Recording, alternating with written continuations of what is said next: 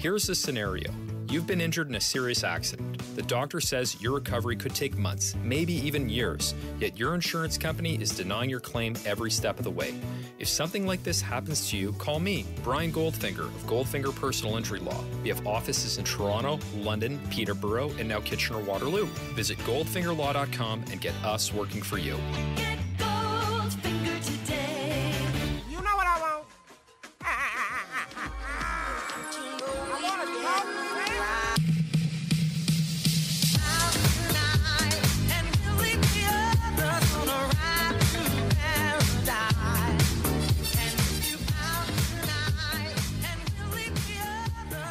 Okay, that is 6 in a row, I think. 6 in a row, 6 losses in a row by the Raptors to the Detroit Pistons. They lose this one, 108 to 106. And these games, it's a good thing that the Raptors played the Nets when they were missing guys, because the Raptors are missing guys too. Obviously in this game, no Van Vliet, no Thad, no OG. And so they're doing this case study, night in and night out, of how far can you get in this version of the NBA 2022 where you have no jump shooting. And by no jump shooting, I really mean it, because Gary Trent Jr. hoisted up 23 shots, 15 threes, and he shot 17% from the floor. The Raptors, they went 7 of 26 from 3, man. It was incredible the way that the Raptors tried to figure this defense out. And Dwayne Casey deserves credit for getting some offense out of the Pistons, because they're a bad offensive team too. But the thing here is the Raptors are easy to defend when this is the roster makeup. And this shows how archetypes are valuable in the league. And that's one of the most concerning things about this stretch of basketball whenever Fred and OG make their way back into the lineup, because Anthony Davis, for example, he can't initiate above the break very often. And, you know, he's one of the best players in the league when he has it going, but he can never really initiate above the break. So teams know where he has to get the ball, and they can kind of deny that, and they can load up on that accordingly. And especially if teams are okay with letting Anthony Davis's teammates shoot the ball and they're really bad shooters, and, you know, even if they have a good shooter, he shoots really bad, they can coordinate where he gets the ball, how hard they want to press to when he gets the ball, and where they want to rotate from. It's not like Anthony Davis can take a pick and roll and come downhill and start dictating what happens there. The same thing applies to Pascal Siakam, even though he's a much better above the break initiator than Anthony Davis. He doesn't have like a fluid pull-up jumper, and he's a bigger guy, so he doesn't have the conventional downhill stuff of like a great driving guard like De'Aaron Fox or something, as good a driver as Pascal is. And in this game where he gets 28 points on 10 of 15 shooting, gets to the line for 10 free throws, hits 8, he works so hard to squeeze into spaces and make sure that he could find offense for anybody. But the 2 assists, that isn't a proper reflection of how much attention he was able to garner. It's just a reflection of how little shooting there was in this game. And the Pistons, they didn't double him from the middle so that there's a cutting lane to the hoop. No, they just double him from the top. So guys have to hit a jumper, or they have to drive into the teeth of an already squished together Pistons defense. And the Raptors, as currently constructed, don't have anybody who can do either if Gary Trent Jr. is going to shoot 4 for 23 and Pascal's not the guy getting the pass to drive in. They're so limited. I mean, that's like Cade Cunningham had a much easier time in this game getting downhill and creating like corner 3-pointers for his team than Pascal Siakam did in this game. Why is that? Because the Raptors didn't want to switch everything. Cade Cunningham can get downhill. The Raptors rotate accordingly.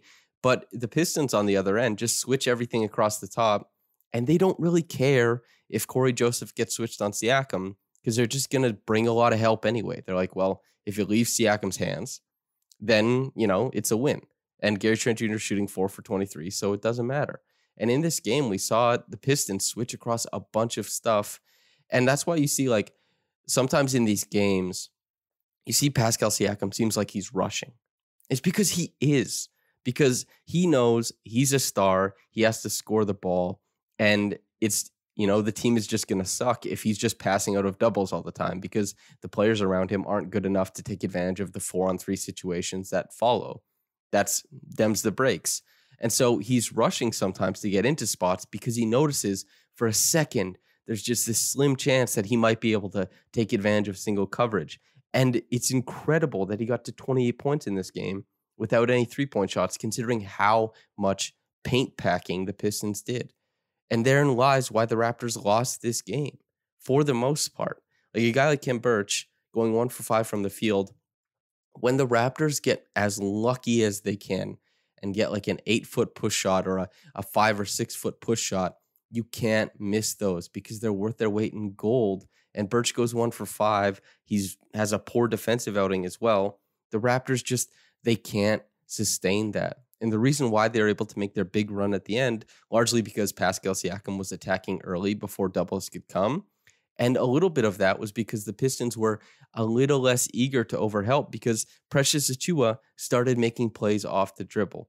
And Precious can absolutely take Isaiah Stewart off the dribble. He did it a couple times, and that it radically changed how the Pistons had to play the Raptors, and it gave more room to everybody. It's just, even Precious Achiuwa, he's not giving you like heaps and heaps of creation, but just a smidge of it.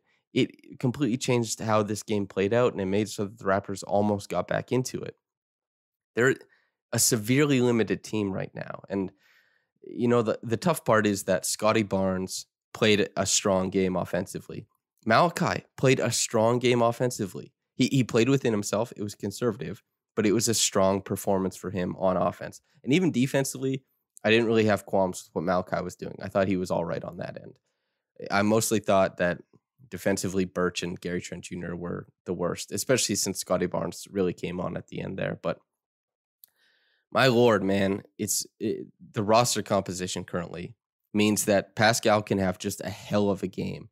Like, it's absolute wizardry that he managed to shoot 67% from the field, score 28 against what the Pistons were throwing at him. Scottie getting 21 and 10 on 54% shooting, that's incredible. That's great. Malachi, within himself, 4 for 6 from the field. Precious giving you 18 points. And Chris Boucher getting 5 points, not a huge deal, but played within himself as well. He only took one shot that you're like, okay, maybe don't take that one. The Raptors, for the most part, played within themselves, except for Gary Trent Jr. and Pascal Siakam. Pascal was successful at stepping, outside of those comfort zones. Gary was not. But everybody else is playing within that single coverage and just getting to where they're comfortable for the most part. Scottie took, 3 or 4 shots that I think were very adventurous, so that's good for him. But the Pistons weren't responding to a lot of creation very often. So they were in a very comfortable position the whole game. And it was only at the end of the game, once Precious Achiuwa checked in, Nick Nurse had gotten the double tech for screaming at, I believe it was Mark Davis, letting him know how he felt about how the reffing had been, which, Raptors fans definitely have some qualms with how that one was called. I understand that. And the Raptors went to one of their funky lineups where, there's no guard. So that's why Malachi Flynn, as good as he was playing within himself and, just decent conservative bench guard minutes, even though he's starting, the Raptors made their run because they were playing all the long guys at once. Banton, Barnes, Siakam, Achiuwa, Boucher, right? And Gary Trent Jr. checks in for the final stretch. Banton leaves, but they're forcing turnovers on the Pistons side of the ball and running out. That helps juice up the offense. And they're doing a bunch of stuff that really helps provide their offense with fast break opportunities. And there's a little bit more offensive rebounding punch. And they're doing all kinds of stuff like that because the traditional way of breaking down the defense, they don't have the talent or the shot making to beat the Pistons in that way. And especially if Gary Trent Jr. is going 4 for 23. It just can't be done. And keep in mind, like Gary Trent Jr., the 3 3-point shots he made, those aren't off the dribble pull-ups. Those are, catch and shoot opportunities. Those are the shots he hit in this game. There's no creation to speak of. And it's just a super limited team. The Pistons, they didn't have their work cut out for them. It was just hardly work. Switch across the top, overload on Siakam. If the guy is in space and has to defend in isolation, I guess you see what happens. Maybe the Raptors score every once in a while, but they were comfortable with that. And for good reason. The Raptors made the right decision once Nick Nurse was gone. I believe it's Adrian Griffin making the rotation calls. He put Achua in. I think that was writing. He went 5-9 from the line. That matters, yes, but he was such an overwhelming positive and helped change the script of the game so much that, you have to hit free throws, yes, but he was such a positive that I hate to blame him too much for that, because Pascal obviously was the driving force in this game. Defensively, he was really tremendous. And not just in the second half, which is the case for most of the players here, but in the first half, Siakam was also really strong defensively, and just his ability to drive and find room on offense when there was none kind of blew my mind. But Precious tagging in and saying, I'm going to provide something too, my God. But yeah,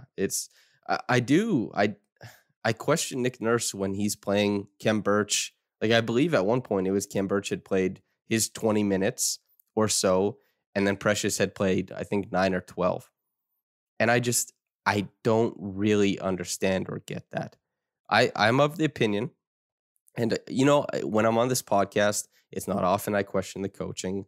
I can typically break down what a coach is doing, like some nice sets that are being run, but these guys know so much more about basketball than me and are so much more in tune with the team than me that, whatever. But on this occasion, I'll step out on a limb and I'm going to say, why the hell wouldn't you play Precious more? It should not be that Precious has to come in and beat Birch for minutes, and he has to play extremely well to make it seem like, okay, maybe we move off of Birch. Birch just hasn't been good this year at all. And he had a nice 14 game stretch last year.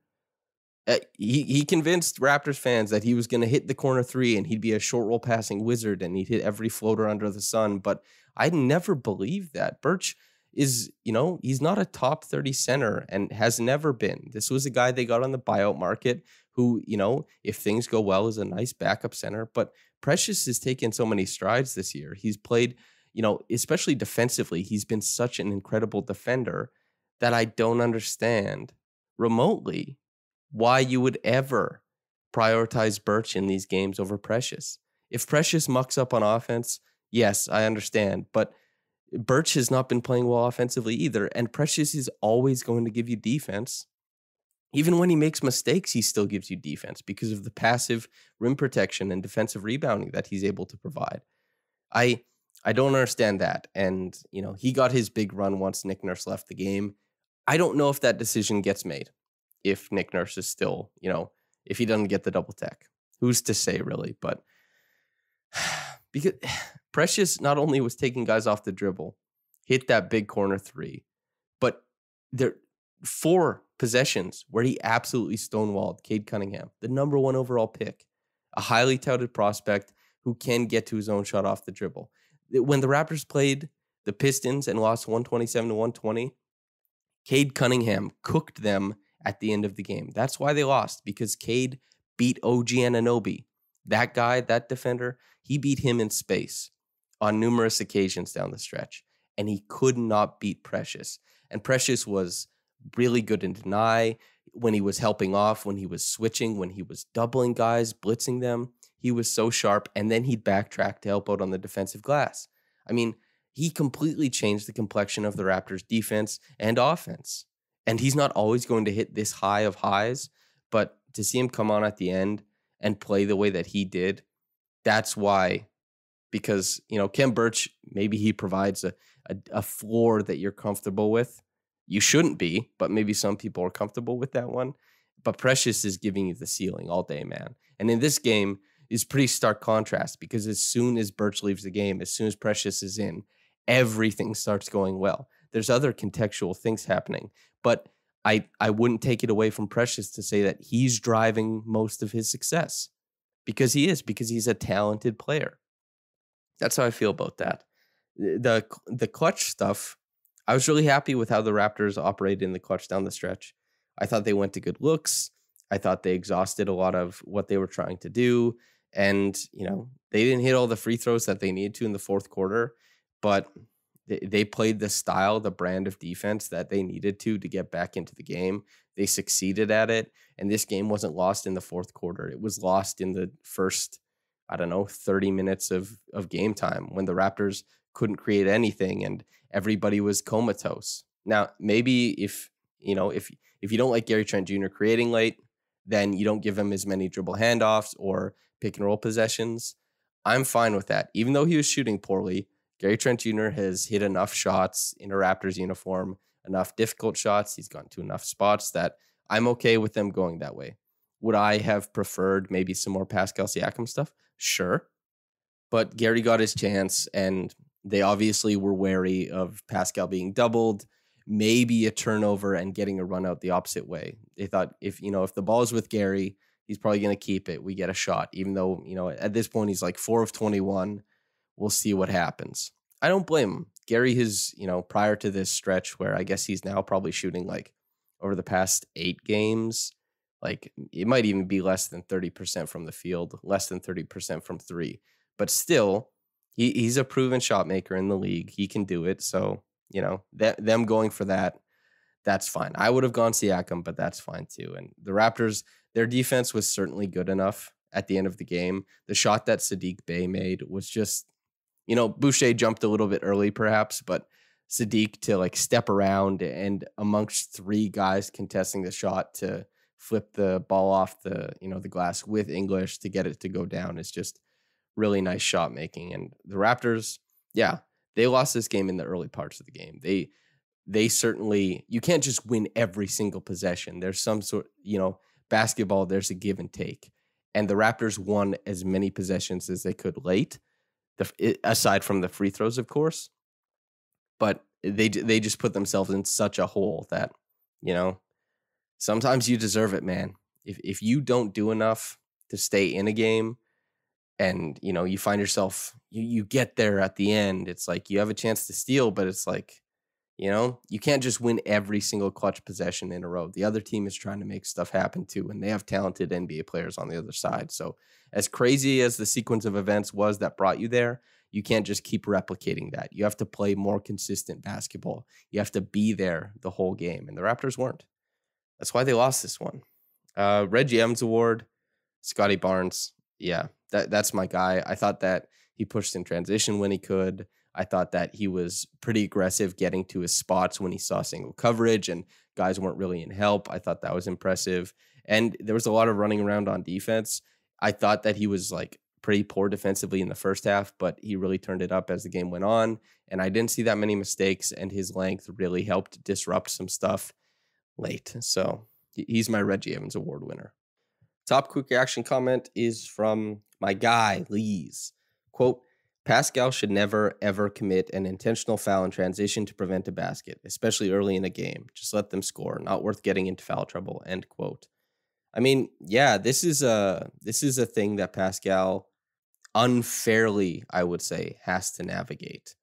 The position he's in the Raptors defense means that, like Precious, Birch, Boucher, all those guys can foul all the hell that they want. They can do whatever they want. They can foul because they don't play heavy minutes, and they're, they they don't have to force themselves into these crazy tight spaces on offense and risk, offensive fouls as well or anything like that. So that's a tough one too, because you don't maybe that's the prerogative of the team. Like that's, that's their mission operative is like, we foul because, maybe we end up losing the game 108-106 and we can't give a guy a layup early on in the game. And, I understand it from that point of view. But yeah, there's wisdom in saying we have to save Pascal from foul trouble literally at any point that we can, because our defense does not work a lick without him, and we need him to play 40 minutes a game. And, he's in a tough position because he's just a tremendous defender. And that was very clear in this game tonight. And he does so many things at such a high level that you just can't have him not on the floor, and he has the stamina to be on the floor. So you just want to make it so just make sure that guy's on the floor. You'd hate for foul trouble to be the reason he's gone.